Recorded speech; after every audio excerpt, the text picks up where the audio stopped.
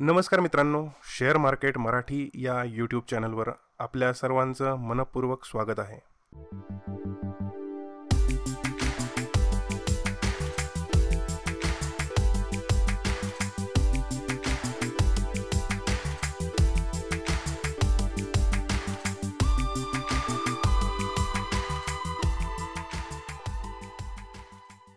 आजच्या या व्हिडिओमध्ये आपण आज दिनांक 30 ऑगस्ट 2024 मध्ये मी केलेले इंट्राडे ट्रेड्स त्यांचं ॲनालिसिस आपण बघणार आहोत आणि सोबत किती प्रॉफिट झालं आणि ट्रेड कोणते कोणते घेतले होते याच्याबद्दल थोडक्यात माहिती घेणार आहोत. आणि नेमकं आज माझ्याकडून काय चूक झाली, ही चूक तुम्ही करू नये अशी माझी अपेक्षा आहे, त्याबद्दल मी हा व्हिडिओ बनवत आहे. मुळात किती प्रॉफिट झालं हे दाखवणं ह्या व्हिडिओचा उद्देश नाही आहे, तर याच्या मागे असलेली ट्रेडिंगची सायकोलॉजी कशी काम करत असते, तिला आपण कसं जाणून घ्यायचं, तर याच्याबद्दल मी जास्त बोलणार आहे.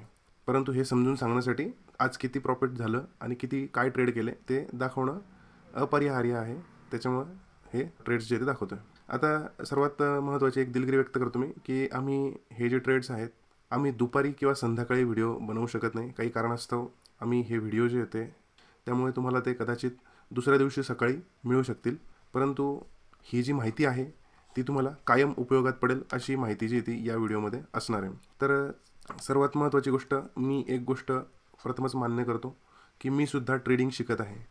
ट्रेडिंग म्हणजे काय आहे, तर एक 10% टेक्निकल ॲनालिसिस किंवा स्टॉक मार्केटचं नॉलेज आणि 90% जे आहे ते ट्रेडिंग सायकोलॉजी आहे. त्याच्यामुळे मी हे मान्य करतो की मी सुद्धा अजून ट्रेडिंग शिकत आहे, कारण की ट्रेडिंगची सायकोलॉजी शिकण्यासाठी खूप दिवस लागू शकतात. तर त्याच्यामुळे मी असं म्हणत आहे, तरी त्यातल्या त्यात मला जे काही येतं आहे ते मी तुमच्याशी शेअर करतो आहे. तर आणि सर्वात महत्त्वाची गोष्ट म्हणजे आपल्या शेअर मार्केट मराठी चॅनलला आज 20,000 सबस्क्रायबर जे आहेत ते पूर्ण झालेले आहेत. आपल्या सर्वांचं मनपूर्वक अभिनंदन आणि मनापासून आभार सगळ्यांचे. तर जाऊयात आपण आपल्या मेन आजच्या टॉपिककडे. आता आज मी जे ट्रेड्स केले त्याच्यामध्ये मला 24,000 रुपयाचे ते प्रॉफिट दिसतं आहे. एक निफ्टीचा ट्रेड घेतला तर त्याच्यामध्ये लॉस झाला 420 रुपयाचा. त्याच्यानंतर कोटक बँकमध्ये एक 1200 रुपयाचं प्रॉफिट आहे. डिक्सॉनमध्ये 2,500 रुपयाचं प्रॉफिट आहे. बजाज फायनान्समध्ये 1200 रुपयाचं प्रॉफिट आहे. DLFमध्ये 2600 रुपयाचं प्रॉफिट आहे. डिवीज लॅब 9,000. डिवीज लॅब दुसरा एक ऑप्शनचा ट्रेड त्याच्यामध्ये 3700. क्रूड ऑइलमध्ये संध्याकाळी 2400 रुपये झाले. HCL टेकमध्ये 1500 आणि इन्फोसिसमध्ये 1100 रुपये. आणि एक जुबल फूडचा ट्रेड घेतला होता त्याच्यामध्ये मला 750 रुपये लॉस झालेला आहे. 2 ट्रेड जे ते लॉसमध्ये गेलेले आहेत. असे एकूण मी 11 ते 12 ट्रेड जे ते टोटल केले होते. त्याच्यापैकी 2 ट्रेड छोटे छोटे लॉस आहेत आणि बऱ्यापैकी त्याच्या तुलनेत मोठे प्रॉफिट्स आहेत. तर ही गोष्टसुद्धा महत्त्वाची आहे. एक महत्त्वाची जी माहिती सांगायची आहे ती म्हणजे मला आपण पूर्वी आता एक काल मी ट्रेड घेतले होते. कालच्या दिवशी काही कारणास्तव मी व्हिडिओ बनवू शकलो नाही, परंतु कालच्या दिवशी HCL टेकच्या ट्रेडमध्ये मला 6,000 रुपयाचा लॉस झाला होता आणि DLFमध्ये मला 3,000 रुपयाचा लॉस झाला होता. तर हा कालचा 29 तारखेचा ट्रेड. इन्फोसिसमध्ये मला 6,000 रुपयाचा प्रॉफिट झाला होता. एकूण मला लॉस जो आहे तो 3,000 होता. संध्याकाळी तो मी क्रूड ऑइलमध्ये रिकवर केला होता. त्याच्यामुळे कालचा दिवस जो आहे तो कॉस्ट टू कॉस्ट मी निघालो होतो. तर पुढचं महत्त्वाची ट्रेड जो आहे तो आज मी घेतलेला ट्रेड. हे सगळे बाकीचे 11 ट्रेड मी घेतले, पण त्याच्यापैकी मला सांगायचं आहे फक्त डिक्सॉनच्या ट्रेडबद्दलचं. डिक्सॉनचा ट्रेड मी 2:58 घेतला, सेल केला. फ्युचर त्याचं सेल केलं 13,650 रुपयाला मी फ्युचर सेल केलं आणि लगेच मी 2 मिनटामध्ये म्हणजे 2:58 मी सेल केलं आणि 3 वाजता 2 मिनटामध्ये मी परत 25 रुपये मी प्रॉफिट घेऊन 25 रुपयेची मुवमेंट झाली त्याच्यामध्ये 2 मिनटात. तिच्यामधून मी लगेच एक्झिट झालो. 100चा लॉट होता. 2500 रुपये साधारणतः मला त्याच्यामध्ये प्रॉफिट झालं, 2500 रुपये. ठीक आहे. परंतु आता याच्यामध्ये महत्त्वाची गोष्ट काय आहे तर ते मी तुम्हाला आता सांगणार आहे. याच्यामध्ये ट्रेडिंग सायकोलॉजी कसं काम करते. ठीक आहे. तर आता आपण त्याच्यासाठी चार्टवर जाऊयात. कालच्या दिवशी आपण बघितलं की हा DLFचा ट्रेड जो आहे तो मला 3,000 रुपये लॉसमध्ये झाला. HCL टेकसुद्धा 6,000 रुपये लॉसमध्ये गेला. कालच्या दिवशी मार्केट बऱ्यापैकी साईडवेज होतं, परंतु अचानक कालच्या दिवशी एक्सपायरी असल्यामुळे, गुरुवारची एक्सपायरी असल्यामुळे अचानक निफ्टी आणि निफ्टीचे बाकी कंपोनंट्स जे आहेत ते एकदम शूट झाले शेवटी आणि त्याच्यामध्ये मला हा इथं लॉस झाला. ॲक्च्युली हा 6,000 रुपयाचा प्रॉफिट होता माझा सकाळी, परंतु तरीसुद्धा मी हे 2 ट्रेड घेतलेले होते आणि याच्यामध्ये सुद्धा मला प्रॉफिटच होतं. जवळजवळ 10,000 रुपये प्रॉफिट झालेलं होतं, परंतु अचानक जी मुवमेंट आली त्याच्यामध्ये मला याच्यामध्ये लॉस झाला. तर ते बघूयात आपण. माझा ट्रेड जो आहे तो कालच्या दिवशी मी 834 रुपयाला फ्युचर सेल केलेला होता. ही आजचे कॅन्डल्स आहेत, हे कालच्या दिवशी इथं आल्यानंतर याच्या मागचं लॉजिक जे आहे ते सांगित बसलो तर खूप वेळ जाईल, परंतु महत्त्वाची गोष्ट सांगायची राहून जाईल. तर ह्या ठिकाणी मी कालच्या दिवशी सेल केलेलं होतं.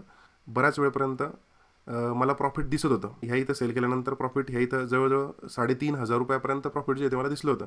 परंतु अचानक जी बाईंग आली, अचानक जे मार्केट शूट झालं, त्याच्यानंतर मला याच्यामध्ये लॉस जो आहे तो झाला. आणि असं वाटत होतं की मार्केट खूप काही वर जाणार नाही, आणि विशेषतः हा जो स्टॉक आहे तो शॉर्ट टर्म डाऊन ट्रेंडमध्ये होता. त्याच्यामुळे मला असं वाटलं की आपण तो ठेवूयात. परंतु त्याच्यामध्ये मला 3,000-3,500 रुपयाचा काहीतरी लॉस जो आहे तो बुक करावा लागला ॲट द एंडला, मार्केटच्या शेवटी. ठीक आहे. तर झालं काय की ह्या ठिकाणी मी प्रॉफिट जे मध्ये होतो 3,500 रुपये प्रॉफिटमध्ये, तर ते प्रॉफिट मी बुक नाही केलं. त्यामुळे आजची माझी सायकोलॉजी काय झाली तर ते सांगतो मी. आज मी एक्झॅक्टली, तुम्ही जर कधी बघितलं तो आजचा ट्रेड मी 2:58 घेतला. 650 रुपयाचा फ्युचरला तो घेतला, 13,650 रुपयाला. तुम्ही बघू शकाल तर ही जी कॅन्डल आहे ही 5 मिनिटाची, 1 मिनिटची कॅन्डल लावूयात आपण. ही 1 मिनिटाची कॅन्डल आहे, आणि 1 मिनिटाच्या कॅन्डलला बरोबर ही इथं खाली टाईम दिसतोय 2:58 ही कॅन्डल. ह्या ठिकाणी मी 13,650ला मी ट्रेड घेतला. आणि ट्रेड घेतल्यानंतर कालची जी माझ्या मनामध्ये एक भीती होती की अरे जो काही प्रॉफिट दिसतोय तो पटकन बुक करा, तर त्या मनात मागच्या ट्रेडबद्दलची जी भीती होती की लवकर बुक नाही केलं तर एकदम लगेचच रिव्हर्स झाला आणि लॉसही होऊ शकतो. तर त्याच्यामुळे मी हा ट्रेड जो होतो बिलकुल 2 मिनिटामध्ये मला 2,500 रुपये दिसले. बरेचसे ट्रेड झालेले होते, त्याच्यामुळे शेवटी घेतलेला ट्रेड होता हा एकदम. 2:53 मला एक चांगलं रिव्हर्सल वाटत होतं की आता इथून खाली जाऊ शकतो. परंतु मी कल्पना केली नव्हती की तो इतका खाली जाईल. हे बघा, आता ह्याच्या मागचं ट्रेडचं लॉजिक जे आहे ते मी सांगणार आहे नक्की.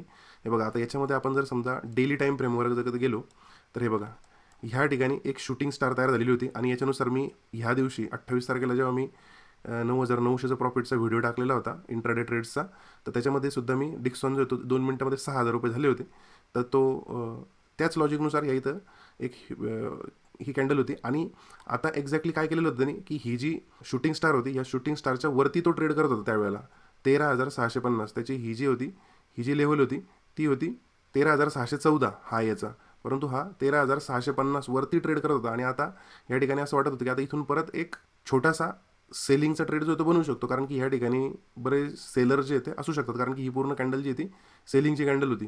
इथं पूर्ण सेलिंग झालेलं होतं ह्या एरियामध्ये, आणि तो त्याच्यावरती पूर्ण ही ग्रीन कॅन्डल दिसत होती. आणि तिथून आता खाली येऊ शकतो असं मला वाटत होतं. म्हणून मी तिथं थोडंसं धाडस केलं आणि रिव्हर्सल ट्रेड जो आहे तो घेतला.